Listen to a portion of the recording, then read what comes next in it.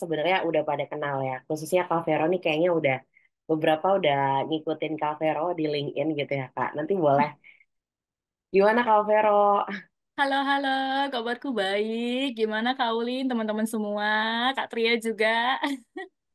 Halo, Halo Kak Tria. hai, hai semuanya. Halo Kak Vero, halo Kak Ulin. Kak Vero, Kak Tria udah pada di rumah atau gimana nih? Udah, aku udah di rumah. Aku juga udah di rumah. Oke, tadi pagi ngantor ya berarti? Betul Aku, sekali. aku kebetulan WFH sih, masih WFH sejauh ini. Wah, seru banget. Oke, oke. Mungkin tanpa berlama-lama lagi, kan teman-teman udah pada kenal gitu ya sama Kak Vero, yang saat ini adalah senior copywriter di Nabati Group dan sebelumnya juga pernah uh, kerja di agensi ada beberapa project-projectnya Kak Vero juga dan Kak Vero juga aktif sebagai penulis fiksi gitu ya. Keren sih Kak Vero nih. Sungguh sangat produktif.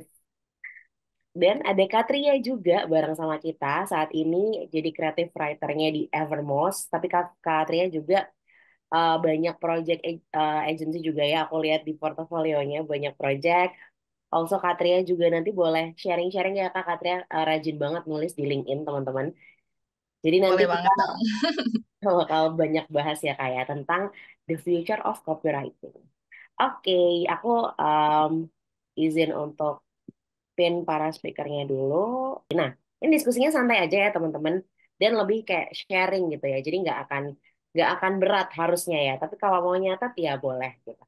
Oke, kita mungkin mulai dulu ya Kak Vero, Kak Tria dari perkenalan kali ya. Karena mungkin ada Boleh beberapa banget. yang udah familiar tapi ada juga yang belum. Mungkin aku mulai dulu sama Kak Vero ya. Boleh Kak Hmm. Vero, day to day-nya Kak Vero tuh apa aja sih Kak? A day in your life sebagai copywriter. Silahkan Kak. Oke, thank you Kak Ulin. Mungkin aku ingin menyapa teman-teman Purwadika semua dulu ya. Thank you ya udah nyempatin waktu. Ini bayangin hari Senin ya. Hari Senin kan biasanya jadi eh, Monday Monster gitu lah ya. Tapi akhirnya masih nyempatin waktu ya untuk kita ngobrol bareng. Dan ya ini Pak, ini kupikir pertanyaan penting ya untuk mengawali hari Senin ya. A day in my life hari Senin as a copywriter tuh kayak gimana?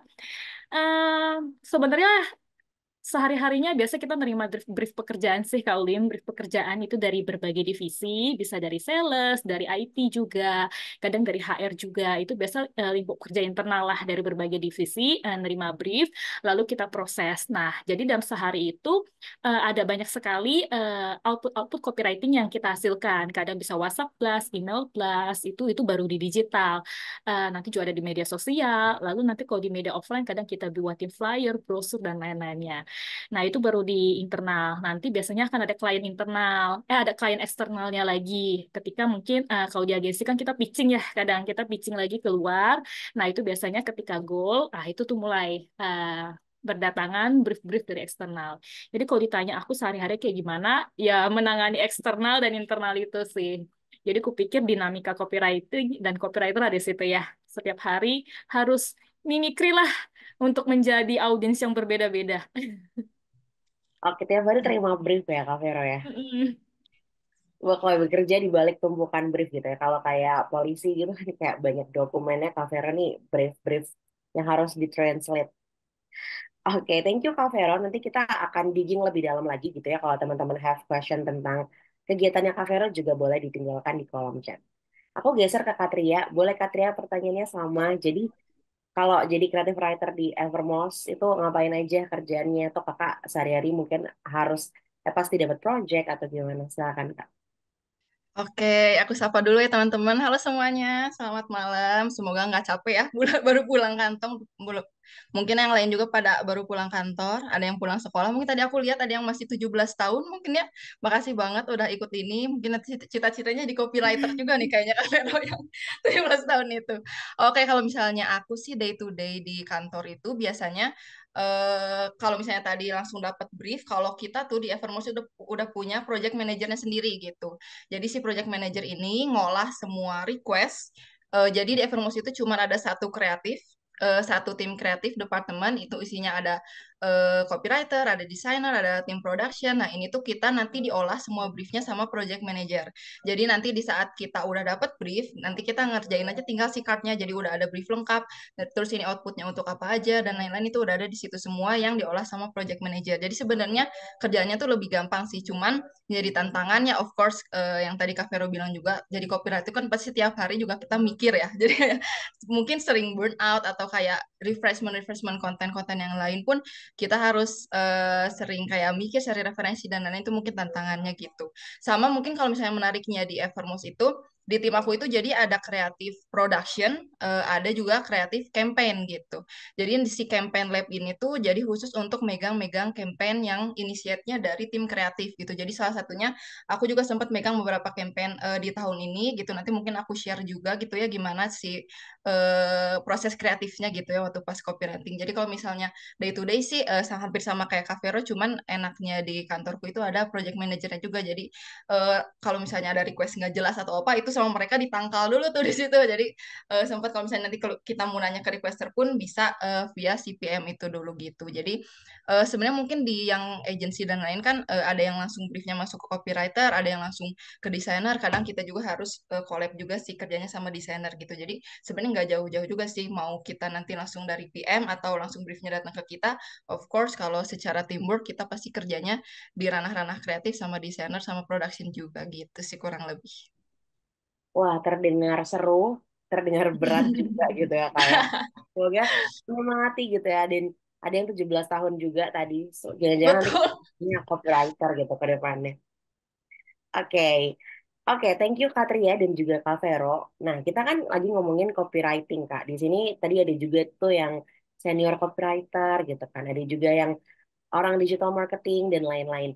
Nah, mungkin supaya kita itu satu apa ya, udah satu pemahaman gitu ya kayak boleh gak sih Kak kita dijelasin dulu gitu. Jadi bedanya copywriting and writing yang lain, untuk di Hmm. apa content writing dan lain-lain itu bedanya apa Kak? Jadi supaya di hari ini mungkin kita fokusnya ngomongin copywriting ya gitu. Boleh Kak Vera dulu mungkin? Oh, oke, thank you, thank you. Gini, mungkin kita di luar situ sering dengar istilah nggak cuma copywriting ya, tapi juga ada content writing, UX writing, script writing ya bahkan ya, atau technical writing, kupikir. Nanti mungkin Tria bisa menambahkan juga. Kupikir berbeda di sini. Kalau copywriting tuh biasanya tuh tulisannya tuh sifatnya tuh lebih persuasif, dia tuh lebih ngajak gitu. Dan memang tujuannya tuh kita suka bilang tuh menjual lewat tulisan. Nah, itu tuh copywriting. Nah, tapi kalau ke content writing, umumnya kita mengenali content writing itu sebagai penulisan yang edukatif dan menginformasikan. Nah, aku pikir di situ kita bisa melihat perbedaannya. Dia tidak mengajak orang, tapi dia lebih mengedukasi dan menginformasikan. Biasa outputnya apa? Outputnya biasanya blog ataupun artikel.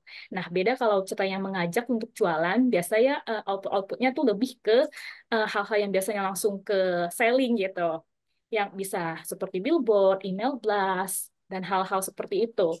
Nah, lalu mungkin akan muncul lagi makhluk lain gitu ya, UX writing. Biasa tiga ini yang akan jadi confusingnya. Kalau UX writing itu biasa tulisannya tuh lebih ke mengarahkan target audiens ataupun audiens untuk menggunakan aplikasi ataupun produk digital. Produk digital ini bisa aplikasi ataupun website. Jadi pengalaman dia dalam menggunakan aplikasi ataupun website itu jadi lebih baik gitu. Mungkin akan lebih enaknya contohnya seperti ini. Mungkin kita semua punya aplikasi ojek berbasis online kan ya, Gojek misalkan. Kalau di copywriting mungkin kayak gini. Tengah malam lapar, pesan aja GoFood gitu. Nah, itu kan ngajakin orang untuk pakai GoFood. Nah, tapi kalau dia jadi UX writing, dia akan jadi seperti ini. Hai Veronica, mau makan apa hari ini? Nah, kita mau makan apa kan pasti kita ketik kan di aplikasinya. Nah, itu kan kita ngarahin orang untuk pakai aplikasi GoFood itu kayak gimana. Nah, habis itu ketika kita ketik namanya, terus di sini kita langsung muncul nama restonya, kalau mau pesen tinggal klik di situ. Nah, itu ya writing.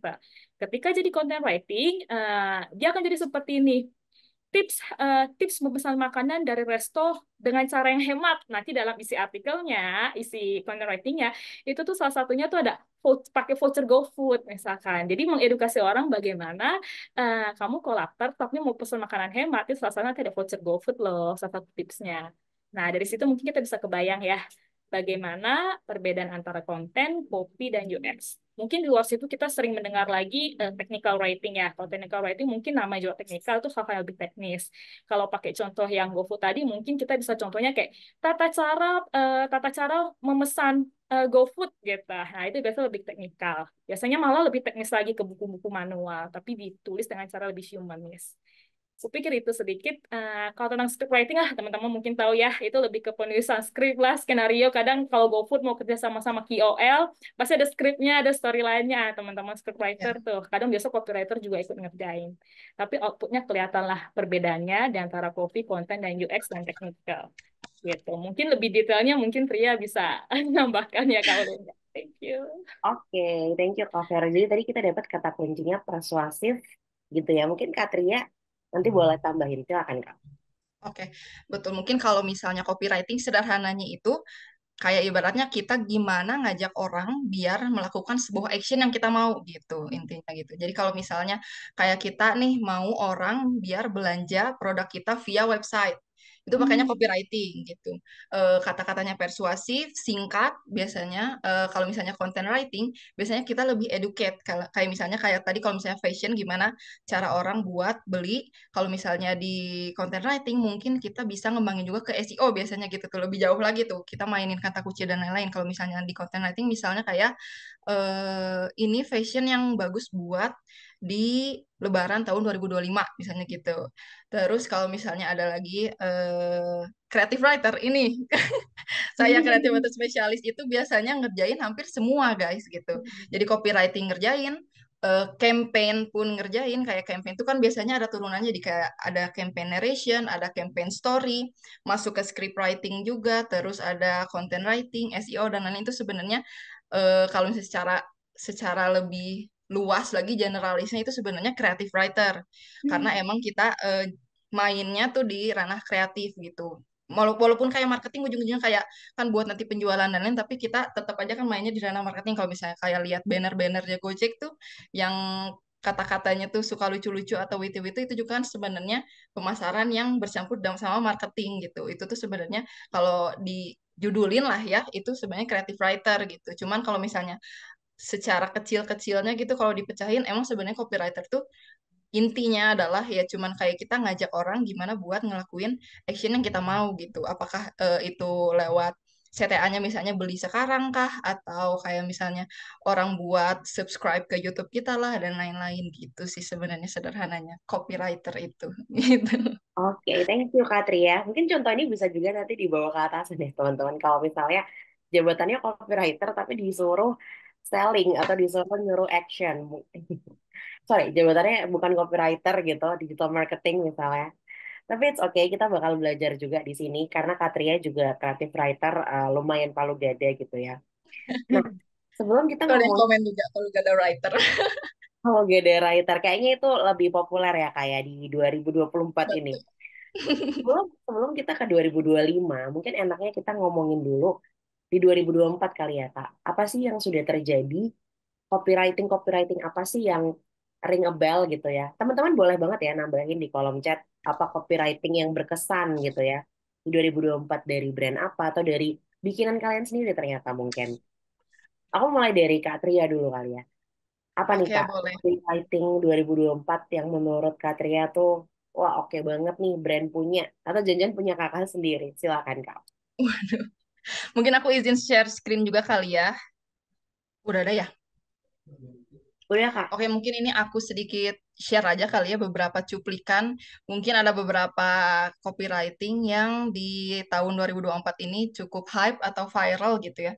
Sebenarnya ini ujung-ujungnya guerrilla marketing lagi sama kalau sekarang tuh trennya di 2024 kalau nggak salah kemarin tuh kayak kita numpang ke beberapa spot umum yang biasa orang lihat gitu kayak ini. Ini biasanya dia kan di billboard atau di Megatron. Terus ini yang unik juga kayak ada di jaket lah. Kalau misalnya kalian tahu juga kemarin Gojek kayak ada yang di jaket-jaket Gojeknya tuh yang di belakang copywriting yang unik gitu ya, yang relate sama kehidupan kita sehari-hari gitu. Padahal itu bagian dari campaign atau amplification gitu. Jadi ini ada beberapa yang mungkin aku contohin gitu ya, kayak New Green Tea ini guerrilla marketing juga waktu pas kemarin 2024 Lebaran. Mereka tuh bikin desain kayak gini acak-acak ya. Tapi itu tuh ternyata emang tujuannya karena di sini dia tuh bilang karena yang biasa desain sudah mudik, saya ingin mengucapkan selamat Hari Raya Idul Fitri. Nah, jadi tren di 2024 itu copywritingnya sebenarnya lebih ke witty dan kayak apa ya, out of the box gitu. Yang aku lihat tuh. Kayak ini juga yang kemarin tuh waktu ini tuh pilkada, waktu pas di Solo kalau nggak salah, ini tuh iklan kacamata yang disponsori sama salah satu eh, paslon gitu. Nah, jadi dia tuh bikin banner gitu kayak gini, Mbak-mbak berkacamata siap menampingi mas-mas berkacamata itu. Sebenarnya kayak nggak ada pesan yang terlalu hard selling atau apa, tapi mereka tuh kayak bikin penasaran, bikin curiosity yang tinggi gitu ke orang-orang yang lihat. Dan sebenarnya si guerrilla marketing ini tuh masih banget bakal ada di 2025 karena ini tuh masih jadi tempting lah, jadi lahan-lahan tempting untuk kayak orang-orang atau brand atau kayak perusahaan untuk kayak promosi campaign gitu ya.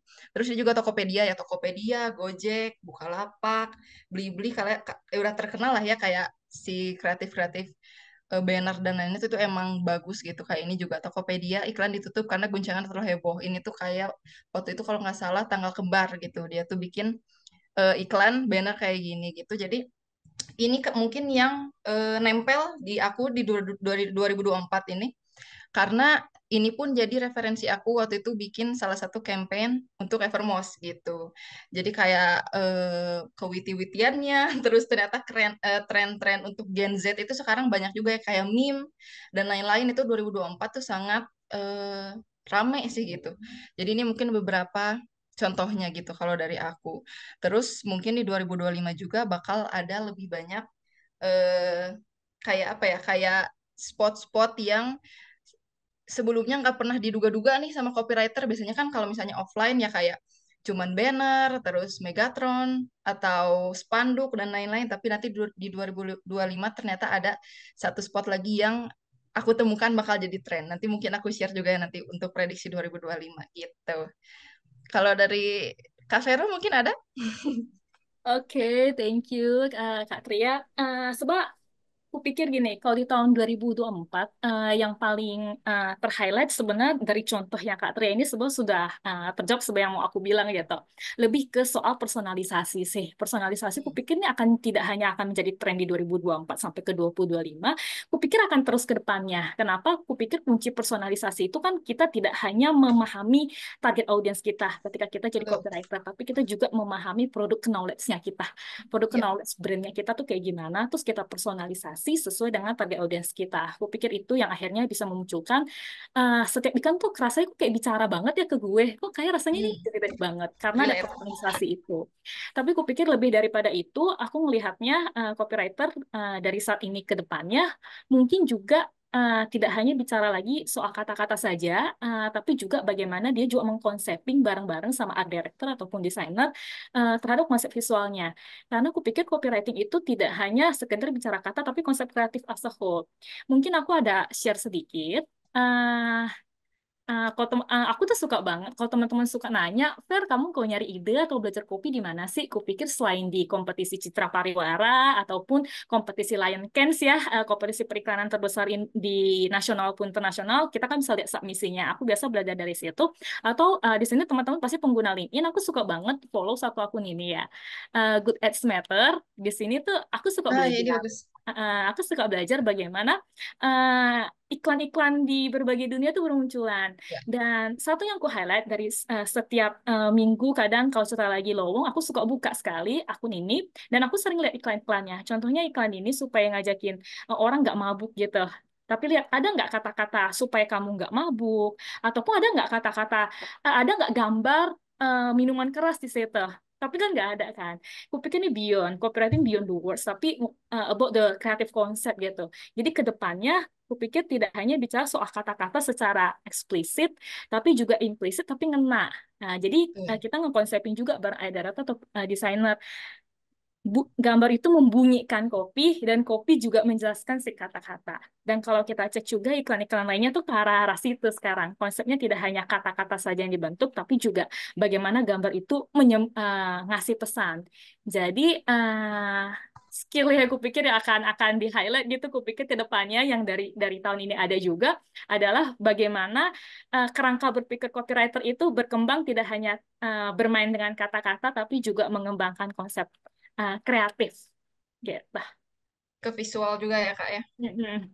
Tidak harus mendesain, tapi bagaimana ada yang di kepala kita ngedesain konsep kreatif itu. Barang art director ataupun visual designer. Karena ketika kita nulis ya, mungkin Tria juga sering gitu, kita kan sering kalau nulis pasti kepikir, ini gimana ya, kok pas aku nulis kan aku kebayang gambar ini deh, supaya kopi aku lebih bunyi. Nah, kemampuan kita untuk menyampaikan sih, menyampaikan apa yang ada di kepala kita ketika kita nulis itu sih ke art director ataupun desainer, aku pikir itu skill yang dibutuhkan selain dari skill kita bermain dengan kata-kata setiap harinya gitu sih. Betul. Monggo ya. Oke, wah keren juga ya contoh dari Kak Vero dan juga Katria ini. Semoga yang belum terbayang jadi terbayang, tapi yang udah profesional boleh juga sambil komen-komen kali ya. Apa yang paling favorit gitu ya teman-teman di 2024. Terus kita masuk nih Kak, kalau di 2024 kan tadi ada banyak gitu ya, ada banyak sekali copywriting yang mengena gitu. Tadi karena tahun ini adalah tahun tahun pilkada gitu ya, tahun politik lah kalau saya. Jadi kayak pasti banyak banget gitu kan yang ide-ide baru yang bermunculan. Nah, kita mau bahas satu yang tadi udah di-mention sama Kak Vero tentang personalization ya, Kak Vero ya. Jadi kita mau bahas tentang di 2024 ini itu um, karakternya itu lebih ke hyper personalization. Maybe dari Kak Tria mau add on dulu. Dan kira-kira contohnya tuh apa sih Kak di 2024? Boleh banget. Aku share screen lagi.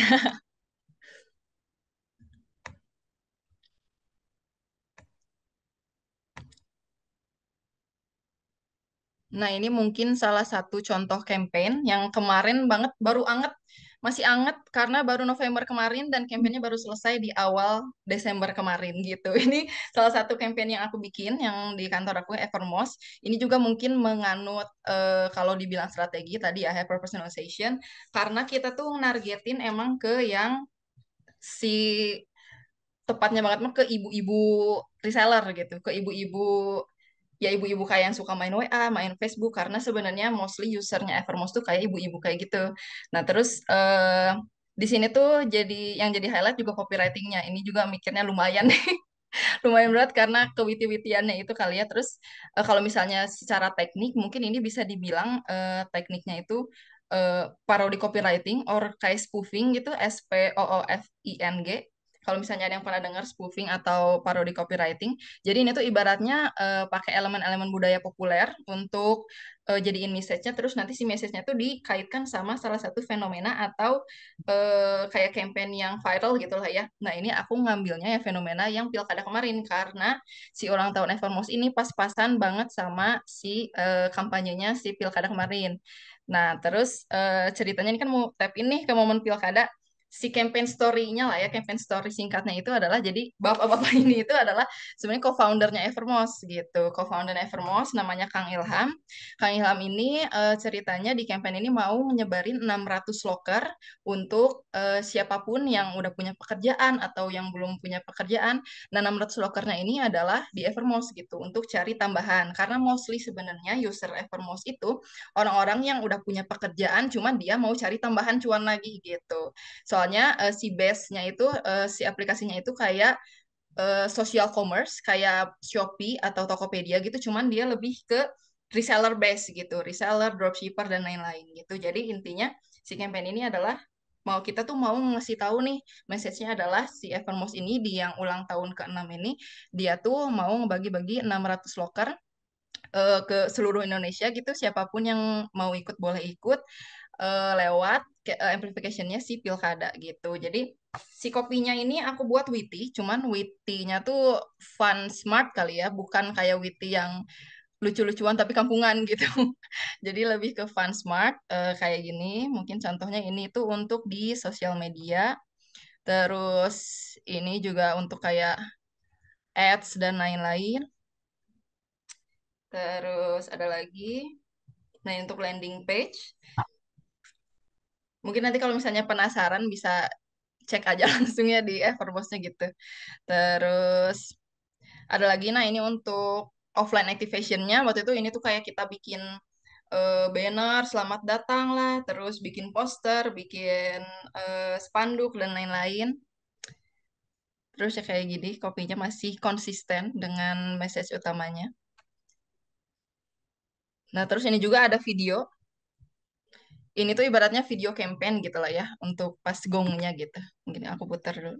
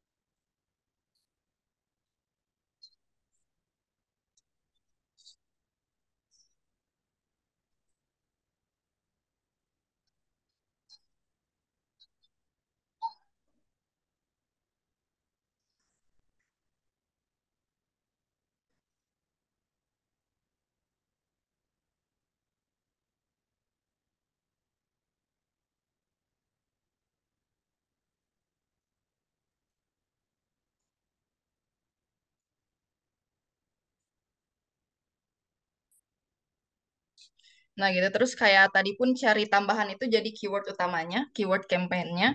Kalau misalnya kita nulis sebagai copywriter atau creative writer gitu, kalau misalnya kita bikin campaign tuh kita pasti ada keyword utamanya dulu gitu, message utama yang mau kita sampaikan itu apa. Nah di sini tuh keyword utamanya adalah cari tambahan. Nah sebelum kita bikin campaign pun kan kita pasti research ya sebagai penulis itu research. Nah waktu itu aku sempat research juga SEO-nya itu secara SEO ini emang katanya paling top search di user user atau targeted audience-nya Evermost gitu sih cari tambahan ini. Karena kalau misalnya orang-orang nyari cari tambahan keluar tuh Evermost tuh di atas gitu kalau SEO-nya. Jadi based on research, based on semua prosesnya itu keluarlah campaign seperti ini gitu. Kenapa berkesan juga nih kemarin hyper personalization juga tadi nyambung juga karena ini tuh emang targeted banget. Awalnya tuh Evermost kalau mungkin ada yang tahu juga dulu tuh sebenarnya campaign bukan message utama si copywriting itu sebenarnya nggak kayak gini. Dulu tuh awalnya mereka ya serius aja kalau digambarin sosok mungkin kayak sosoknya Prabowo gitu ya, serius terus berwibawa dan lain-lain. Tapi sekarang tuh mereka rebranding dan setelah menyadari kalau misalnya audiensnya itu sebenarnya kebanyakan ibu-ibu, ibu-ibu yang suka ngelawak, bapak-bapak WA gitu ya, yang suka ngelawak cari tambahan dan lain-lain. Nah, jadi kita putar balikan lah si karakter copywritingnya jadi kayak sekarang ini. Nah, ini juga sangat penting kalau misalnya kita mau bikin copywriting. Makanya tadi balik lagi ke hyper personalization. Kita tuh jadi lebih tahu, lebih targeted lah ya si copywriting itu benar-benar targetnya tuh ke si audiens yang kayak gimana. Jadi message-nya pun jadi lebih sampai juga gitu. Terus lanjut,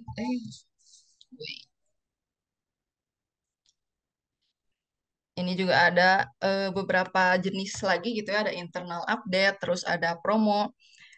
Secara desain, secara copywriting masih eh, konsisten si karakternya itu witty, cuman perbedaan-perbedaan itu adalah di POV-nya gitu. Kalau misalnya promo POV-nya beda, internal update POV-nya beda, ads POV-nya beda. Kayak ini salah satunya ads.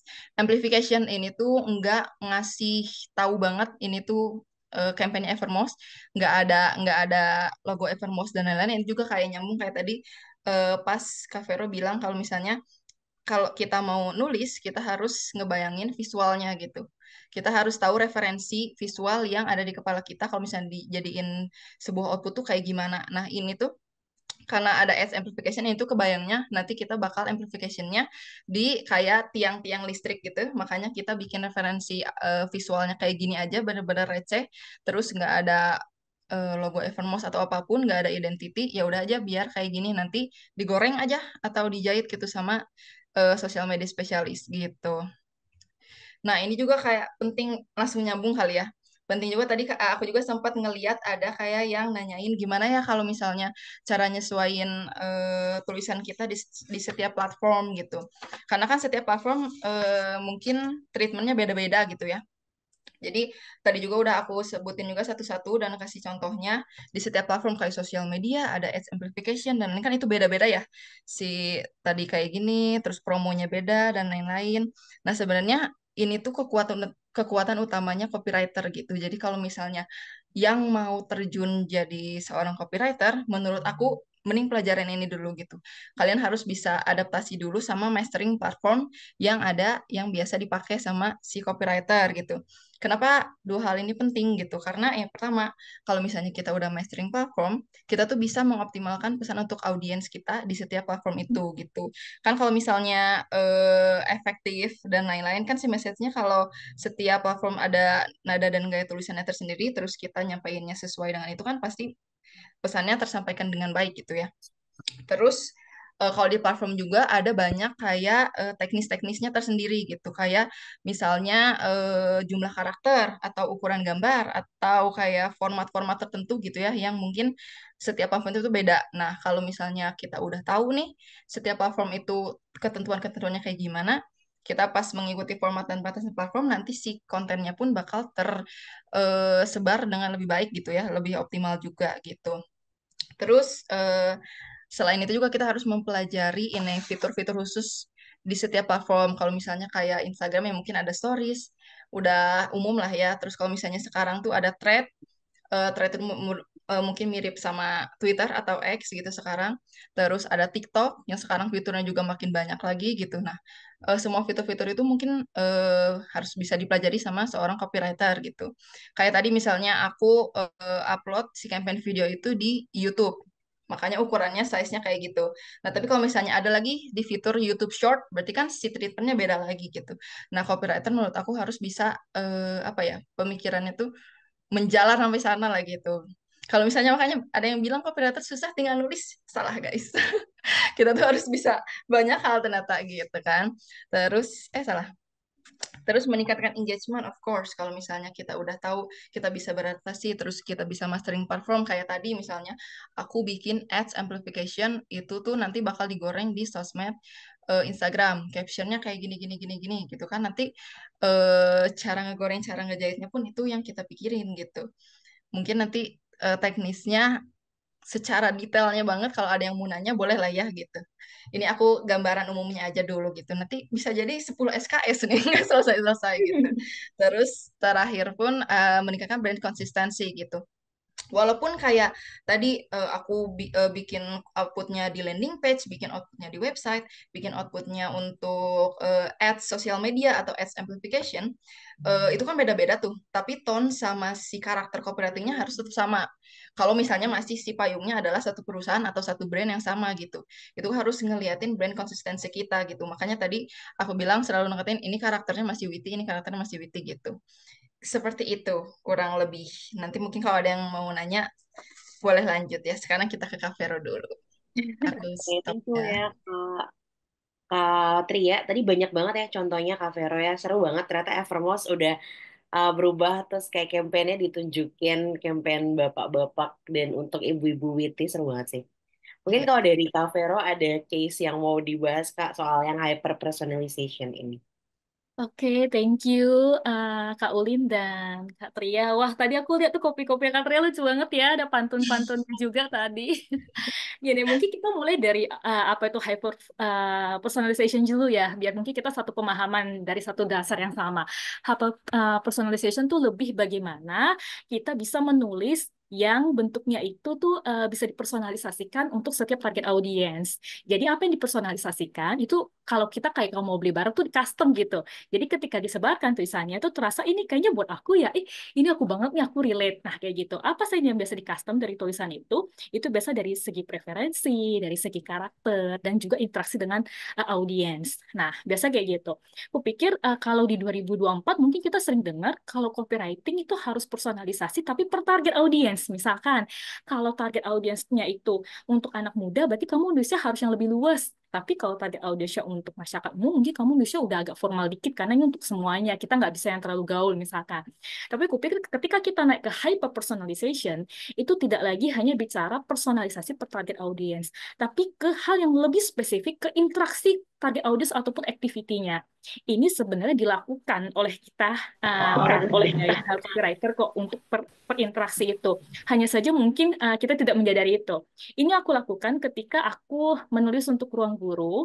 Aku tidak bisa nge-share yang untuk company sekarang karena ada beberapa yang confidential, tapi aku bisa share untuk company-ku yang dulu. Nah, ini coba ya aku share bentar. Ini sebuah portofolioku sih. Jadi aku share saja lah ya. Jadi teman-teman, dulu dulu aku sempat di ruang guru. Jadi ruang guru itu aku sempat bantu-bantu di tim CRM. Nah, ini aku bikin email blastnya. Jadi kita rutin untuk targetin audiens kita melalui email blast. Nah, kita mentargetnya itu per target audiens. Jadi kita mengelompokkan audiens itu supaya menerima personalisasi yang berbeda-beda. Target audiens untuk anak SD, SMP, SMA, bahkan sampai gap year tuh kita buat berbeda email yang mereka terima. Tapi kita juga melakukan hyper personalization. Maksud hyper personalization itu kayak gimana? Kayak gini, ketika aku mentarget itu ke anak SMA misalkan, itu akan dibagi lagi personalisasinya. Anak SMA ini tuh sudah buka aplikasi Ruang Guru selama 3 bulan, pernah buka nggak? Terus dia udah pernah langganan belum? Kalau udah pernah langganan, kenapa dia nggak langganan lagi? Itu tuh kita kategorisasiin tuh. Jadi audiens tuh hyper personalization kita sampai seperti itu. Jadi udah terima tuh dari performance marketing, ini datanya, dan ini yang bulan ini akan kita targetkan. Nah, saat itu copywriter di tim CRM, yaitu timnya aku, menerima campaign yang kita fokuskan pada bulan itu, yaitu renewal campaign, yaitu orang-orang, yaitu anak-anak SMA ataupun anak SMP saat itu, yang udah pernah langganan, tapi dia nggak langganan lagi. Kita mau win back dia.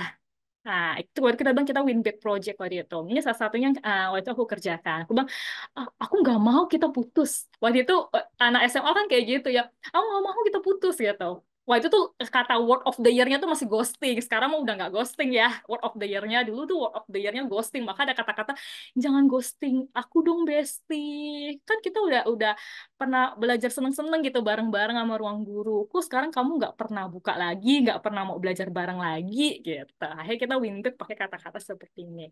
Dan tekniknya nggak jauh beda sama sebenarnya tadi contoh yang Tria sampaikan ya. Kita pakai witty copywriting. Ini aku pakai pantun. Waktu pantun yang lagi rame selain yang gas apa sih? Gas dibetot, gitar dipetik itu ada ngelangit mendung awan kelabu tuh. Ya pantun-pantun yang lagi rame ditaruh gitu saat itu. Akhirnya kita waktu itu aku bikin ini. Gitu sih. Sama aku pikir yang ingin aku share lagi, selain yang soal hyper personalization ini, ke tren kedepannya tidak hanya per target audience, tapi per activity target audience. Ini kan per activity target audience yang tidak buka aplikasi ataupun tidak langganan. Nanti mungkin akan ada lagi personalisasi per audience yang sudah setia sama kita, yang sering buka aplikasi kita. Mungkin kita kasih fitur-fitur tambahan untuk dia coba lagi atau apa. Jadi hyper personalization kedepannya aku pikir sangat direct seperti itu. Itulah kenapa copywriting hyper personalization itu sangat berkaitan erat dengan data driven ya, data driven copywriting ya.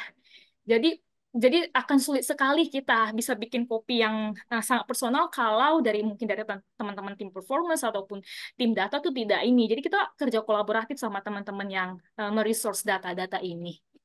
Aku pikir itu sih sedikit tambahan dariku. Thank you. Itu banget ya Kak Vero. Dari contohnya Kak Vero aku jadi inget Duolingo. Karena Duolingo kan juga hyper personalization banget tuh copywriting-nya. Aku baru tahu itu namanya hyper personalization. Oke, selanjutnya nih Kak, kita bahas lagi gitu ya, yang ngetren-ngetren di 2024 gitu. Kan kalau sekarang kan copywriting semua pasti udah pakai yang namanya AI gitu ya, khususnya ChatGPT. Nah, gimana sih pendapatnya Kak Vero dan juga Kak Tria? Mungkin kali ini aku mulai sama Kak Vero dulu ya. Mm-mm. Tentang tren AI untuk copywriter di 2024. Karena kan beberapa mungkin menganggapnya menjadi challenge gitu ya. Tapi ada beberapa yang menggunakan AI justru gitu. Kalau Kak Vero sendiri gimana? Wah, aku thank you Kak Ulin. Kalau aku tipikal yang copywriter yang tidak memusuhi AI ya. Aku selalu menganggap bahwa AI itu kawan bukan lawan, apalagi di lingkup profesional ya. Kenapa? Karena aku selalu merasa bahwa copywriter itu tidak akan digantikan oleh AI.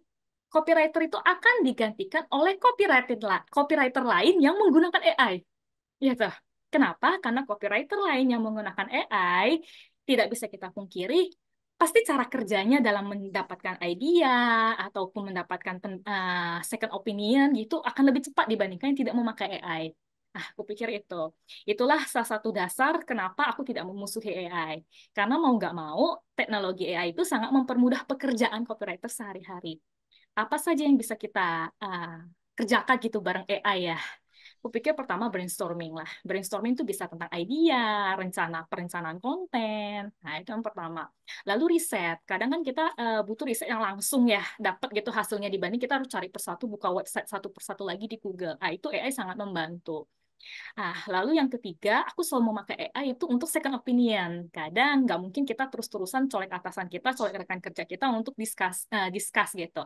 Kadang ketika aku sudah bikin sebuah copywriting gitu, kadang aku taruh ke AI, aku selalu tanya gitu, do you have improvement or feedback for this copywriting? Dia akan kasih gitu. Dari situ, oh aku tahu di mana letak kekuranganku atau apa-apa.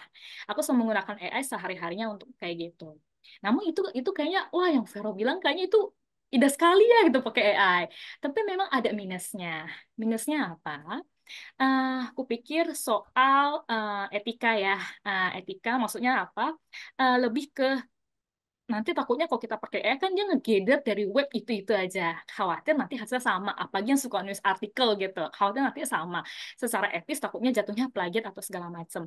Kupikir inilah justru tengah-tengahnya perannya penulis gitu. Perannya copywriter gitu. Yang dimana nggak bisa digantiin lagi gitu. Adalah bagaimana menjembatani hasil dari tulisan AI untuk tidak dipakai 100%. Kita bisa olah lagi, modif lagi, supaya ada human touch di situ. Kupikir itu di situ. Sama kedua, tadi aku bicara soal riset. Nah, ini juga ada lemahnya AI bagian riset. Bisa jadi hasil crawling dia dari artikel-artikel yang ada, bisa jadi uh, diambil dari referensi yang sudah out of date, ataupun dia tidak bisa membedakan apakah itu benar, hoax atau tidak, gitu. Itulah peran kita, gitu, lagi-lagi sebagai verifikator penulis, untuk mengecek apakah hasil yang sudah diberikan oleh AI itu bagus atau enggak, bisa dipakai, relevan atau tidak, valid atau tidak. Dari sini saja kita lihat bagaimana peran copywriter dalam menggunakan AI. Bukan AI yang menggunakan kita. Kita berperan sebagai verifikator dalam risetnya, men-touch up lagi supaya menjadi lebih human. Karena aku pikir secanggih apapun AI, dia tidak akan mampu membaca kebutuhan kantor, kebutuhan manajemen yang wah banyak sekali briefnya untuk diterjemahkan menjadi kalimat-kalimat yang singkat, concise, untuk bisa bicara ke audiens kita gitu. Kita kan yang pasti paling tahu human ke human bicara seperti apa. Di situ sih letak cara berbicara human yang pasti human pasti tahu. Di situ ada di copywriter. Gitu. Semoga menjawab ya, Kak Ulin. Mungkin Tria ada sampaikan lagi. Oke, mungkin before ke Katria, Kak Vero biasanya tuh pasti akan muncul gitu. Eh, tapi boleh nggak sih Kak kita pakai AI yang free gitu? AI yang free tuh apa yang dipakai Kak Vero buat bantu? Mungkin boleh di-spill dulu kali Kak. Kalau AI yang aku pakai sudah pasti number one mungkin Tria dan teman-teman pakai adalah ChatGPT ya. Kebetulan sekali kantorku yang saat ini melanggan writernya untuk ChatGPT Premium. Jadi sudah pasti aku tidak akan mensia-siakan apa yang dilanggan oleh kantor lah ya. Aku pasti pakai ChatGPT Premium, tapi aku juga pakai pakai AI lainnya seperti Claude ya, Claude-nya punya Anthropic, Claude AI. Aku juga sering second opinion ke situ. Dulu aku pakai Gemini sih, Gemini-nya Google. Cuma entah kenapa beberapa bulan belakangan ini hasilnya agak-agak makin makin agak aneh gitu. Jadi aku biasanya selalu pakai Claude AI punyanya Anthropic sama ChatGPT untuk dapat second opinion dari dua AI ini. Paling tips aku ketika pakai AI yang free, lagi-lagi kita harus cross-check ya hasilnya, karena lagi-lagi free biasanya ada banyak batasannya ya. Kupikir itu sih. Sama ketika kita sudah oprek semua tools AI, kita coba satu-satu, terus pilih yang paling oke untuk kita. Habis sudah stick aja satu atau dua itu. Jangan terlalu sering oprek, kita kebaikan prompting dibandingkan nulis. Gitu. Paling itu Oke, ya kalian. Oke, thank you Kak Vero. Kalau dari Katria sendiri, gimana Kak? Katria pakai AI juga kah? Dan gimana nih pendapat Katria tentang AI for copywriting di 2024?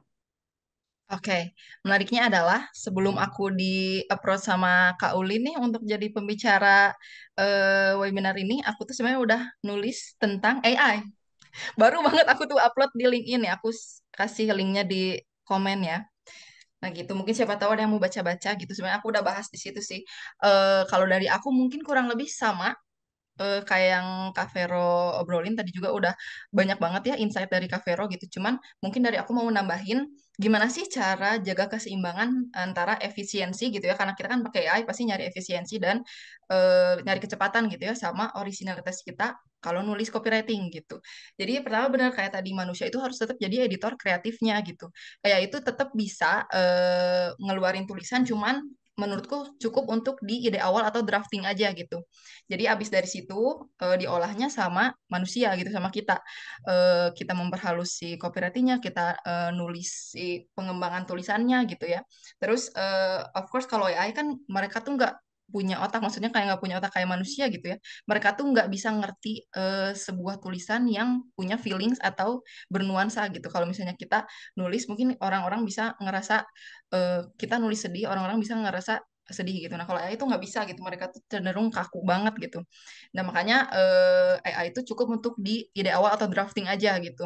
Lanjutnya kita yang nelusin si copywritingnya gitu. Terus kalau aku biasanya ngegunain AI itu untuk pekerjaan rutin atau bisnis as usual aja gitu, baik aja.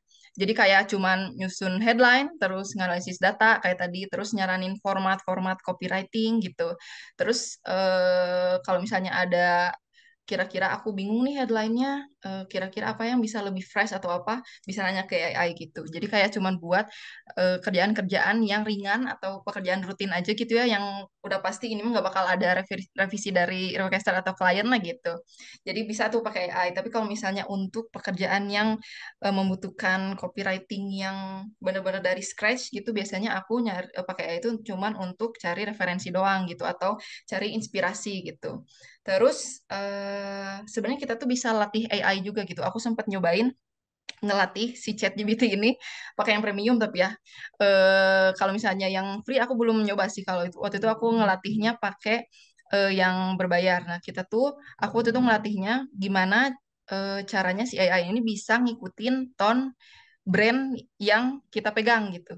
Nah, itu tuh jadi kita bisa masukin data spesifik gitu. Ngasih ngasih pembelajaran dulu ke si AI kalau misalnya ini nih tone of voice-nya, ini nih style guide-nya, ini nih campaign yang sukses yang sebelumnya gitu. Nah, dari situ si AI itu bisa mempelajari ajaib tapi nyata ya guys, emang secanggih itu. Jadi dari situ AI itu bisa mempelajari untuk buat output yang lebih otentik sama eh, yang emang otentik dan kayak sesuai gitu sama si tone of voice, style guide dan campaign-campaign atau tulisan-tulisan copywriting yang udah sukses sebelumnya gitu. Nah, itu tuh bisa kita latih juga si AI. Nah, tapi walaupun kayak gitu juga tetap ya kita harus nulis copywritingnya orisinil gitu. Terus aku juga suka ngebatasin penggunaan AI sih di aspek-aspek tertentu. Misalnya kayak A/B testing, aku nggak pakai AI sama sekali. Itu kalau A/B testing emang benar-benar harus copywriter manusia yang bikin gitu dari awal. Terus ini juga yang mungkin banyak ditanyain kalau misalnya aku sharing-sharing, gimana sih caranya biar AI itu ngerti apa yang mau kita omongin gitu. Gimana caranya AI biar ngerti sebenarnya outputnya tuh kayak gini. Nah, itu tuh kalian tuh bisa pakai prompt cerdas gitu, smart prompt. Nah, di situ tuh bisa kayak kita ngatur-ngatur kata-katanya mungkin biar lebih detail gitu. Jadi daripada kayak misalnya tolong buatkan headline promosi. Nah, kalau kayak gitu mungkin AI bakal ngegenerate-nya oh ya udah headline promosi biasa. Tapi kalau misalnya kita bikin prompt-nya kayak coba bikin headline promosi yang ngegunain metafora menarik tentang sebuah perjalanan atau tentang sebuah brand yang memiliki value A, B, C, D, C. Nah, itu si AI juga bakal bisa lebih membantu kita lagi gitu.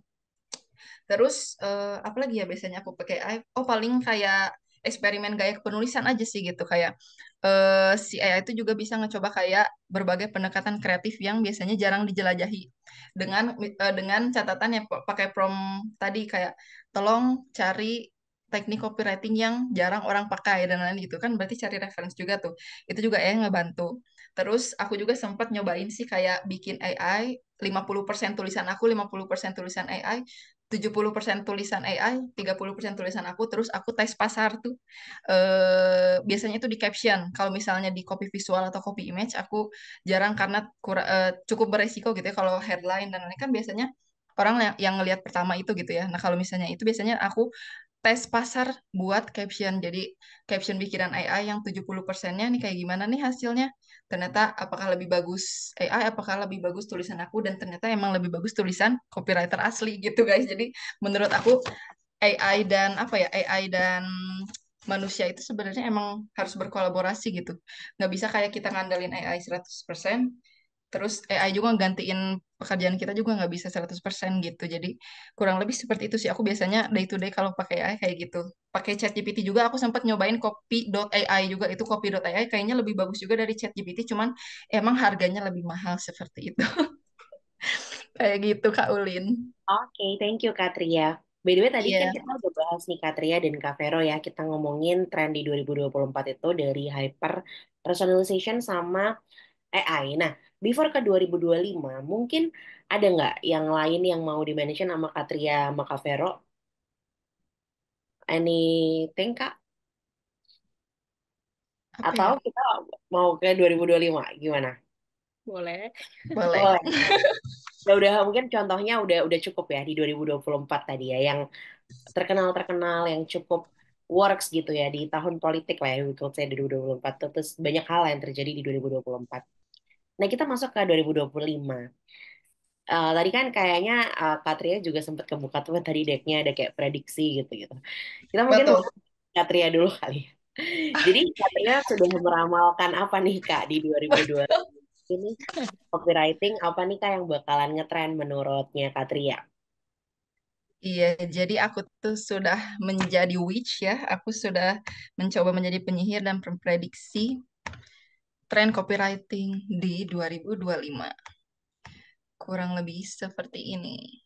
Kita slideshow. Nah, kalau kita ngomongin tren, of course pasti evolve ya setiap tren di tahunnya gitu. Cuman ini mungkin ada beberapa tren yang di 2024 bakal ada lagi di 2025, cuman lebih evolve gitu, lebih berevolusi gitu. Yang pertama tadi hyper personalization udah kita bahas, terus AI juga udah kita bahas lah ya. Nah, ini yang ketiga mungkin interactive and user experience. Ini tuh bakal lebih banyak orang-orang include di 2025. Jadi sekarang copywriting itu bukan cuman kayak gimana kita mempromosikan sebuah apa ya produk atau layanan gitu ya. Tapi gimana caranya kita nge-include audiens biar bisa ikut sama narasi kita gitu. Kayak misalnya daripada kita bilang kayak misalnya ada kita mau apa ya rilis fashion misalnya gitu ya. Daripada kayak kita cuman hari ini bakal ada rilis nana di website nana terus dapetin voucher nana tapi mungkin di si campaignnya atau di proses kreatifnya itu bisa kita tambahin kayak interaksi atau pengalaman interaktif sama si audiensnya misalnya kayak kita bikin kuis kayak misalnya kuis yang mencocokkan kita personality kita dengan baju yang mau rilis itu dengan fashion yang mau rilis itu jadi nanti si kuisnya tuh misalnya kayak kepribadian A B C D A B C D A B C D terus oh ternyata kamu cocoknya pakai baju ini nih nah baju ini bisa di kamu bisa kamu beli di nah gitu jadi orang-orang tuh sekarang di 2025 trennya apalagi Gen Z ya Gen Z kan kebanyakan sekarang lagi santer banget nih anak-anak generasi Gen Z termasuk saya juga. Jadi emang Gen Z ini orang-orangnya kayak senangnya interaksi, senangnya berbasis user experience, senangnya itu mereka visual, visual first banget gitu orang-orangnya. Jadi dibanding kayak cuman baca nih copywriting, makanya tadi juga ada bahasan kita kalau misalnya mau bikin copywriting kayak banner dan lain-lain desainnya harus sejalan gitu ya atau biar mengeluarkan output yang terbaik lah gitu kita harus diskusi sama desainer, harus diskusi sama production dan lain-lain. Itu tuh karena buat ngeluarin output yang lebih menarik gitu terutama untuk Gen Z gitu sekarang tuh. Terus copy visual dan micro copy ini juga berkaitan sama si interaktif tadi. Copy visual ini 2025 bakal lebih naik terutama kayak sekarang kan kita lebih banyak kayak ada di Reels, ada di TikTok gitu. Orang-orang kan sekarang tuh lebih lebih suka kayak ya udah buka-buka hal-hal yang berbau visual gitu. Entah itu di Reels atau di TikTok atau bahkan di Twitter pun mereka nyarinya meme gitu. Karena itu tuh yang lebih lebih apa ya, lebih gampang dicerna mungkinnya sama generasi-generasi sekarang yang emang lagi banyak-banyaknya buka sosial media dan lain-lain gitu ya. Terus human centered copywriting ini juga mungkin nyambung sama yang AI tadi. Kalau misalnya AI kalau bikin copywriting itu kan kaku dan lain-lain ya kita harus memolesnya itu jadi lebih humanis gitu. Ini juga berlaku sebenarnya untuk SEO gitu. Sekarang kalau setahu aku Google tuh sekarang udah nggak begitu search engine-nya tuh udah nggak begitu apa ya, nggak begitu saklek kayak dulu gitu. Sekarang tuh malah search engine-nya tuh lebih humanis, biar orang-orang tuh ya ngelihat artikelnya yang mau baca sampai bawah gitu.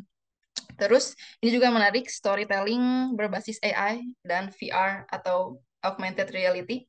Mungkin ini juga pangsa pasar yang copywriter-copywriter pendahulu nggak pernah pakai nih. Jarang-jarang nih copywriter pendahulu pakai ini. Karena ini tuh baru naik lagi di tahun 2023, mungkin 2024, 2025. Jadi orang-orang tuh sekarang bahkan brand banyak yang udah pakai AR kan, kayak augmented reality. Jadi kalau misalnya orang ngasih KOL box gitu, hadiah-hadiah untuk KOL tuh orang bisa ngebuka pakai HP terus keluarlah kayak animasi-animasi gitu. Nah, itu tuh kan copywriter copywriter zaman dulu kan nggak tahu ya kayak begini-gini gitu karena teknologinya gak baru. Nah, ini juga mungkin bisa jadi pangsa pasarnya untuk copywriter yang baru-baru gitu. Coba kayak bikin apa ya? Bikin message-message yang emang terintegrasi sama si teknologi VR sama AR ini gitu. Terus humor cerdas dan pop culture reference ini masih jadi top of mind menurutku di 2025 karena makin ke sini orang-orang tuh makin seneng yang lucu-lucuan gitu ya karena mungkin penat atau mereka tuh butuh konten-konten yang refresh. Jadi si humoris tentang witty dan lain-lain tadi tuh kayak banner-banner gerilya marketing atau banner kayak kata-kata yang biasa orang-orang campaign gitu ya di banner-banner dan lain-lain itu pasti sekarang banyaknya nanti 2025 banyaknya juga makin menjamur lah ya kayak yang pakai humor terus pakai pantun atau pakai apa dikaitkan dengan budaya pop gitu. Terus SEO conversational ini juga menarik karena di tahun 2024 ini udah makin banyak orang yang pakai SEO itu tapi conversational karena mereka nyarinya pakai pencarian suara gitu, bukan pakai pencarian kata kunci lagi. Nah, jadi itu gimana caranya juga seorang copywriter bisa mengintegrasikan nih kayak conversational, gimana cara sebuah tulisan itu bisa lebih conversational karena orang-orang tuh nyarinya bukan kata kunci lagi tapi lebih ke dialog gitu ya. Misalnya kayak eh, aku waktu itu sempat nanya, biasanya kalau misalnya aku pergi jam segini dari halte ini, nyampainya jam berapa ya? Nah, orang-orang kebanyakan nyarinya sekarang kayak gitu gitu. Terus konten snackable ini juga nyambung sama yang atasnya copy visual dan micro copy. Jadi copywriting 2025 kebanyakan bakal lebih singkat lagi. Jadi copywriting yang panjang udah kita simpan aja buat content writer kerjain gitu di SEO atau artikel-artikel edukasi dan lain gitu. Tapi kalau untuk copywriting kita sebisa mungkin pakai yang snackable. Snackable di sini kayak orang 3 detik ngeliat, oh dia tertarik nih, terus nggak kerasa tiba-tiba dia udah nyampe akhir, kayak makan snack aja gitu. Dia tiba-tiba kayak nggak nyadar, snacknya habis, ternyata dia udah baca konten sampai akhir, jadi dia enjoy gitu. Nah, kayak gini biasanya dipakai works-nya itu untuk di TikTok. Jadi orang 3 detik pertama nonton sampai akhir, 3 detik ini si headline-nya atau si hook-nya itu harus emang yang unik mungkin gitu ya. Terus sama ini juga yang terakhir fokus sama komunitas sama UGC. UGC ini adalah biasanya lebih ke misalnya kayak aku nih pencinta brand A. Nah, aku tuh dengan senang hati kayak nge-review si brand A ini gitu biar dinotis sama si brandnya gitu atau biar sekadar di repost. Nah, gimana nih caranya copywriter biar nembulin si user-user yang kayak gini gitu ya, pelanggan-pelanggan yang kayak gini. Ya tadi balik lagi ke libatin lagi ke si audiensnya gitu. Pakai kayak lebih interaktif lah, berbasis user experience. Nah, dari situ mungkin si audiensnya juga jadi lebih, oh, ini gue dilibatin nih di narasi kampanyenya, oke lah aku mau bikin review atau testimoni gitu. Seperti itu sih mungkin prediksi tren copywriting aku di 2025. Wah, Semoga sangat ya. semoga akurat ya. Wah, sangat lengkap ya, Kak Tri ya. Thank you so much loh, Kak. Tadi udah banyak banget yang dijelasin. Nah, aku geser ke Kak Vero. Kak Vero agree atau mungkin ada yang mau ditambahin atau malah di-oppose nih. Kayak aku nggak setuju nih sama Kak Tri ya. Apa gimana? Agree lah, udah disiapkan sama Tria. Aku agree sih. Masa semua ke human, tidak hanya human, paling ke impactful copywriting ya. Maksudnya kita menulis tuh tidak hanya gak ada lagi zamannya kita nulis tentang diri sendiri, tidak lagi nulis hanya sekedar untuk audiens, tapi audiens harus dilibatkan dan kita bicara soal produk kita tuh nge-offer apa buat dia. Apakah punya value ekonomis karena harganya murah atau karena memang dia bisa membantu hidupnya si audiens. Jadi aku kupikir kata kuncinya untuk di tahun 2025 ada impactful. impactful entah untuk audiensnya ataupun ke lingkungan gitu. Aku arahnya sekarang kulihat ke lebih ke impactful ya. Tapi kalau soal AI, teknologi dan juga bagaimana VR ataupun AI semuanya sudah diwakilkan oleh Tria ya, Kak Ulin ya. Dari aku hanya menambahkan perhatikan nanti cara kita menulis lebih ke impactful. Kita tidak lagi bisa menulis hanya bicara soal diri sendiri. Yaitu ini sama kayak waktu kayak kita pacaran lah ya. Kalau sama orang ya Kak Ulin sama Tria ya, kalau kita pacaran, kita ketemu sama cowok gitu, kok kita cuma ngomongin diri kita doang, kabur dia pasti. Wah, ini orang sombong banget, gitu. Dia mana mau gitu nge-build relationship sama kita. Tapi kalau kita bicara soal kita berdua, nanti bagaimana hubungan ke depannya, aku bakal ngasih dia kado segala macem gitu, segala macem dalam perjalanannya gitu. Dia kan pasti akan enjoy sama kita. Lah, kayak gitu kita copywriter ke audiens juga. Anggap mereka tuh gebetan kita lah. Kita stalking dia. Terus gimana cara kita bisa jadi orang impactful buat dia. Dia pasti akan engage dengan kita. Lebih gitu sih Kak Ulin dan teman-teman. Semoga membantu. Oke, thank you Kak Vero. Jadi tadi kata kunci dari Kak Vero adalah impactful ya. Ngomongin copywriting, mau tanya dong buat Kak Vero dan Kak Tria, awal mula karir kalian sebagai copywriter itu sejak kapan? Dan mulainya gimana, tantangannya gimana? Jadi mungkin untuk menyemangati yang baru-baru mau mulai kali Kak ya. Boleh mungkin dari Kak Vero dulu kali ya. Ah, oke, thank you ya. Oke, jadi awal gimana aku jadi copywriter sebenarnya nggak serta-merta, wah aku mau jadi copywriter gitu. Karena dulu zamanku, waduh kayak aku udah tua banget. Entah ya, zamanku tuh aku nggak terpapar sama profesi copywriter. Cuman dulu memang aku suka nulis gitu. Aku suka nulis fiksi. Nah, jadi ketika aku besar, aku pikir aku pengen deh nanti punya pekerjaan yang full nulis gitu. Yang ada di kepala aku ada jurnalis. Saat itu yang ada kepada aku jadi jurnalis. Jadi aku waktu kuliah itu mulai nyari magang jurnalis. Lalu ternyata jadi jurnalis itu capek ya. Kita tuh harus liputan lapangan. Aku inget banget aku liput ulang tahun Tokopedia sampai jam 10 malam diteleponin emak aku suruh cepet pulang gitu. Aku mikir ya seru sih tiap hari ada pengalaman baru tapi nggak bisa ini jadi profesi gitu. Nah, lalu akhirnya aku coba cari lagi. Oh, ternyata waktu itu lagi rame content writer, nulis artikel. Aku sempet nge-asdos lah sama dosen untuk bikin artikel di websitenya beliau. Ternyata jadi content writer capek ya. Setiap hari itu ada target artikelnya. Kayaknya aku nggak sanggup gitu. Jadi heads on lah buat teman-teman content writer ya, bisa ngejar target harian itu. Aku nggak bisa, terus aku cari lagi. Saat itulah aku mulai cari, aku menemukan, oh ternyata ada satu profesi nama copywriter. Dia nulis iklan. Nah, dari situ aku belajar copywriter tuh ngapain, coba mulai mulai coba latihan dan dari situ aku oh ternyata aku jatuh cinta dengan copywriter.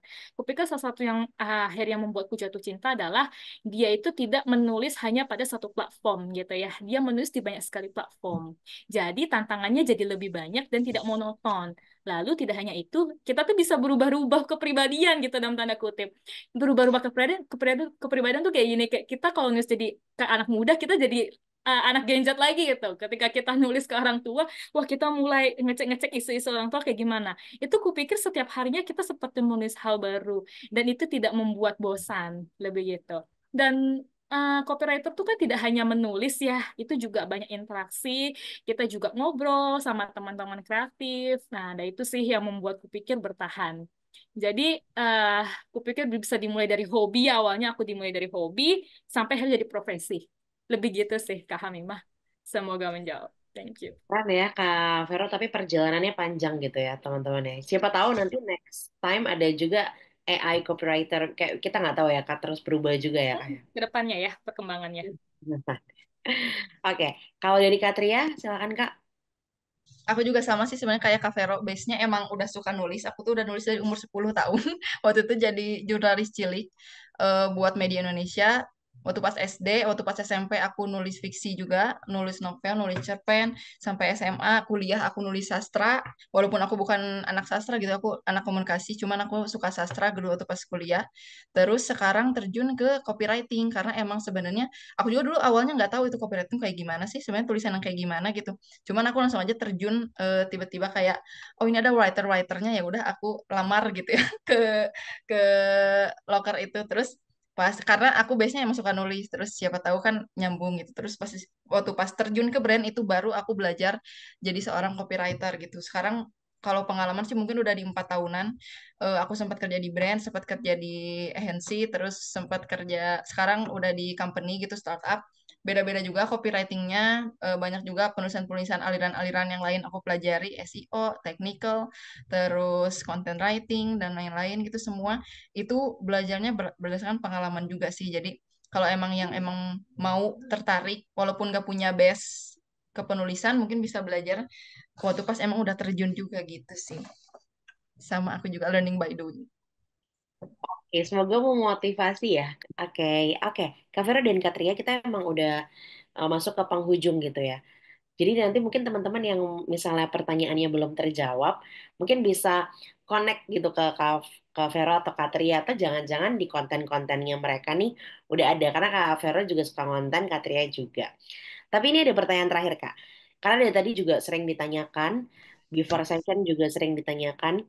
Jadi sebenarnya copywriter itu di 2025 masih ada masa depannya nggak sih Kak? Apalagi buat yang baru mau berkarir atau misalnya mau switch karir menjadi copywriter itu masih ada masa depannya nggak sih di 2025 dengan segala yang terjadi tadi kita bahas ya. Mungkin boleh Kak Tria dulu. Oke, aku sudah menyiapkan jawabannya. Baik. Aku share screen lagi.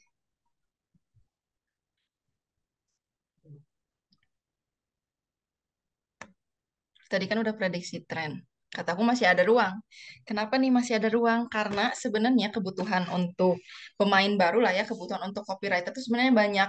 Banyak juga kan case kayak ada desainer tapi dia tuh disuruh jadi copywriter juga gitu ya kan banyak banget tuh case yang kayak gitu. Nah sebenarnya itu tuh kayak nunjukin kalau misalnya copywriter tuh kebutuhannya masih banyak, cuman eh, nggak semua copywriter tuh kelihatan lah gitu sama orang-orang gitu. Jadi gimana caranya biar kelihatan? Nanti ada di nextnya. Terus terus kalau misalnya kenapa masih ada ruang? Karena ada ruang juga untuk spesialis niche yang kayak tadi Kak Vero bilang ini tuh hyper personalization, terus nanti ada lagi ceruknya lagi yang lebih detail. Nah, itu tuh bisa dibilang niche juga gitu, kayak fashion tuh kalau misalnya kita di brand fashion ada lagi fashion yang A, B, C gitu. Terus kayak sekarang lagi tren mungkin fashion hijaber, hijaber yang kayak gimana? Apakah hijaber yang Y2K, hijaber yang edgy dan lain-lain itu kan banyak banget tuh ya. Nah, itu spesialis niche-nya tuh terbuka banget sebenarnya ruangnya untuk copywriter-copywriter baru gitu. Terus masih ada ruang juga karena banyak tren lokal juga yang naik, terutama dari TikTok gitu ya. Terus sentuhan manusia juga nih di antara kecanggihan AI, tetap si copywriter juga masih, yang tadi kita obrolin juga masih dibutuhkan gitu. Terus pasarnya makin fragmented. Fragmented di sini adalah platform-platform sekarang tuh makin banyak gitu, kayak yang tadi udah aku sebutin juga gitu, ada di TikTok, ada di sosial media, ada di Ads, ada dan lain-lain gitu banyak banget gitu lah ya si platformnya. Jadi ruangnya tuh sebenarnya masih terbuka lebar, terbuka banyak. Jadi jangan takut gitu. Cuman kita juga tetap harus ingat sebagai copywriter yang mau, apalagi yang baru mau mulai, kita tuh harus punya strategi gitu, apalagi untuk pemain baru gitu ya. Yang pertama, bangun portofolio yang unik gitu. Kalau misalnya emang belum pernah punya pengalaman sebagai copywriter, at least kayak tugas-tugas kuliah, mungkin kan ada yang nulisnya kayak artikel dan lain-lain, mungkin itu bisa dicantumin. Atau bahkan bikin kayak output fiktif gitu. Kayak misalnya kita sekiranya kalau bikin copy banner atau copy visual di TikTok kayak gimana ya kita bikin fiktifnya terus untuk jadiin portofolio kita. Kalau misalnya udah fresh graduate atau kayak pemula gitu ya, copywriter pemula, masukin ke portofolionya itu sama datanya juga kayak data engagement lah, data impression, pokoknya insight semua, conversion atau kayak ini copy aku udah berhasil mencetak rekor baru, misalnya kliknya lebih tinggi dari sebelumnya dan lain-lain, itu masukin semua. Karena yang dilihat sekarang sama brand atau perusahaan sih sebenarnya lebih ke data ya, apa impact yang tadi Kak Vera juga kata kunci 2025 atau impact, copywriter yang impactful itu lebih dilihat gitu. Jadi make sure di portofolio tuh berbasisnya data gitu. Terus tadi kayak yang udah kita obrolin juga kita harus bersahabat dengan AI. Kita jangan ngejadiin AI musuh karena AI bisa ngegantiin kita nih padahal enggak gitu. Sebenarnya kayak itu bisa jadi partner kita untuk bikin copywriting yang lebih mantap gitu. Terus kuasain microcopy and SEO kayak yang tadi juga yang prediksi tren yang udah aku sebutin. Microcopy sekarang banyak banget kayak untuk bikin-bikin konten yang snackable, terus CTA-CTA yang lebih kreatif. Terus SEO juga tadi lebih yang conversational dan lain-lain gitu, mungkin bisa dipelajari juga. Terus ini berani eksperimen dengan format baru. Sebenarnya kan copywriter tuh setiap copywriter punya karakternya masing-masing gitu ya. Cuman sebisa mungkin kita tuh emang harus beradaptasi ke berbagai platform kah atau ke berbagai brand guideline kah, ke berbagai kayak misalnya kan kayak Gojek, Bukalapak dan lain-lain kan pasti beda-beda tuh. Nah, kita tuh harus bisa tap in atau berani kayak kalau misalnya mau nyoba ini kita kayak gimana ya karakter copywritingnya gitu. Boleh punya karakter sendiri, cuman di saat kita adaptasi ke yang lain kita juga harus bisa gitu. Nah, di situ mungkin ada eksperimen-eksperimen dengan format-format baru yang bisa kita coba. Nah, mungkin bisa latih juga di situ. Terus fokus pada kualitas bukan quantity gitu. Kan sekarang juga banyak ya kayak ya aku juga nggak bisa dipungkiri kerjanya sebenarnya quantity over quality gitu. Cuman untuk copywriter baru atau apalagi yang baru mau masuk banget nih kayak baru mau terjun ke copywriting ke dunia ini lebih ke quality aja dulu yang ditingkatin gitu. Boleh kayak misalnya berkaca ke kayak bikin format-format copywritingnya dari teori-teori copywriting lah gitu, yang FAB kah atau dan lain-lain lah gitu ya si teori-teori copywriting itu buat kayak bikin portofolio-portofolio yang tadi kalau misalnya kayak fiktif gitu, nah itu bisa nunjukin quality kalian gitu dibanding quantity. Kalau misalnya emang udah terjun ke dunia ini sih sebenarnya lebih quantity yang tadi aku bilang. Terus ikuti tren dan perbanyak komunitas. Aku sendiri sebenarnya dulu pas awal-awal tuh sebenarnya ikutan komunitas sastra, cuman dari situ nemu juga anak-anak yang jadi copywriter gitu. Jadi ini sebenarnya link kayak kolega-kolega kerja itu penting sih untuk aku gitu. Terus ikuti tren juga karena ya sekarang kan trennya bergulir cepat banget gitu ya. Terus yang terakhir yang paling penting menurut aku fokus pada personal branding. Aku pun ini baru mulai di tahun ini sebenarnya personal branding di LinkedIn itu dan dari situ ya alhamdulillah kayak tiba-tiba ada yang jadi nawarin jadi apa sih pembicara atau kayak ngisi pemateri atau consulting dan lain-lain gitu. Nah, jadi kalau misalnya untuk copywriter pemain lama juga nih sebenarnya personal yang belum memulai personal branding mungkin bisa mulai personal branding karena kerasa sih impact-nya gitu. Jadi kita lebih di apa ya dikenal gitu ya sebagai copywriter yang emang spesialisnya ini kah ABC kayak misalnya Kak Vero juga kelihatan banget kan Kak Vero kayak punya buku dan lain-lain gitu karena personal branding juga erat gitu. Jadi personal branding emang penting sih untuk aku. Itu mungkin itu beberapa strategi untuk pemain baru dan pemain lama kalau misalnya belum coba. Terima kasih.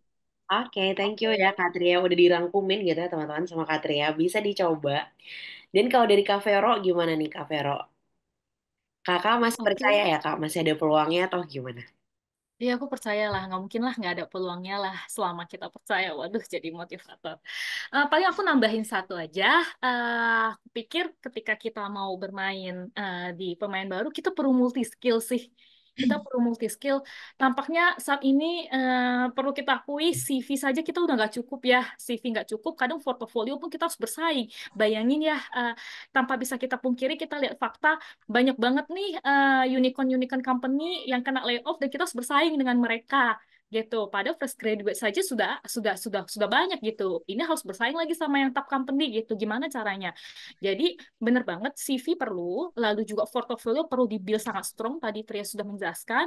Lalu kupikir yang terakhir adalah kita butuh multi skill. Gak bisa lagi hanya mengandalkan, wih aku cuma bisa copywriting, cuma bisa nulis iklan. Wah, kupikir itu bisa-bisa kayaknya kita bisa kalah bersaing. Jadi udah perlu banget kita jadi versatile writer ya. Versatile writer ini maksudnya tidak hanya bisa copy tapi juga bisa script writing misalkan. Lalu bisa juga content writing lah, walaupun itu memang ranahnya content writer, tapi kita belajar juga cara bagaimana bikin artikel yang SEO friendly misalkan. Lalu juga ke belajar-belajar dikit juga US writing gimana, karena gimana pun biasanya nih ini memang kenyataan pahit, kadang company tuh pengen banget bisa nge-hire writer yang bisa hampir semua semua platform gitu, bisa cross untuk ngerjain produknya di website. Itu kan butuh ilmu UX UI UX gitu, kita belajar sedikit lah US writing. Terus kadang disuruh ngisi blognya juga, itu butuh ilmunya content writing. Terus ngisi iklan-iklan mereka butuh copywriting. Ngisi iklan pun kadang harus kerjasama sama KOL, bikin lagi storyline, bikin lagi script, itu ranahnya script writing. Nah, kita butuh tuh fleksibel masuk ke berbagai platform itu. Jadi ini memang kenyataan pahit, tapi perlu kita terima. Belajar writing itu tidak hanya copywriting, menurut aku untuk pemain baru adalah ke digital writing ya. ya yang masuk ke platform-platform digital. Aku bukannya ngajarin untuk wah satu profesi dikerjain oleh empat profesi writer dikerjain oleh satu orang. Tapi memang kenyataannya kita butuh skill-skill yang mampu membuat kita tuh lebih menonjol dibanding yang lain. Karena aku pun pemain lama, tapi aku juga ngerjain itu semua gitu. Gitu. Paling yang ingin aku sampaikan ada yang kalau masih di ranah writing belajar aja nggak apa-apa. Itu malah akan mengupgrade kita. Setiap ilmu tuh nggak akan sia-sia gitu. Apalagi kalau kita memang serius di writing.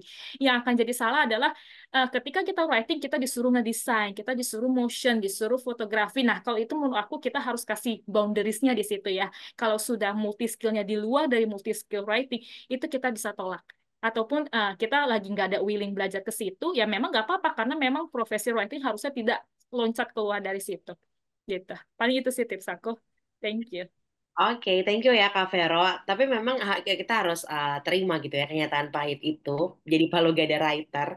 But it's okay karena ternyata maksudnya Kak Vero pun melakukan itu guys. Jadi ya mungkin itu adalah part of beradaptasi ya di 2025-nya gitu ya kayak harus terus belajar selain jadi copywriter mungkin bisa jadi writer-writer yang lain tapi jangan sampai jadi desainer gitu kan. Oke teman-teman. Thank you ya teman-teman udah join sesi malam ini. Ini tadi menutup sessionnya kita pertanyaannya. Terima kasih banyak ya teman-teman. Thank you Kak Vero dan juga Kak Tria malam-malam hari Senin malam udah disempetin buat belajar. Semoga ilmunya bermanfaat. Dan jangan lupa connect juga ya kali ini ya Kak Vero dan Kak Tria. Semoga kita bisa ketemu lagi di lain kesempatan. Thank you Kak Tria, Kak Vero. Makasih banyak Selamat teman-teman semuanya. Sukses ya kerjanya. Semangat besok masih kerja. Thank you ya, Kak Ulin, tim Purwadika, Kak Pria juga, dan semua teman-teman yang hadir malam ini. Aku pamit undur diri. Dadah. Thank you. Makasih Kak Vero, Kak Ulin semuanya. Iya Kak Vero.